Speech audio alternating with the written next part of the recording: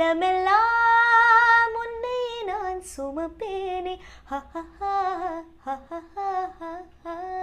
மாமன் உன்னை கண்டு ஏங்கும் மல்லி செண்டு தோளில் என்னை அள்ளி கொண்டு தூங்க வைப்பாய் அன்பே இன்று என் கண்ணில் நீதானம்மா.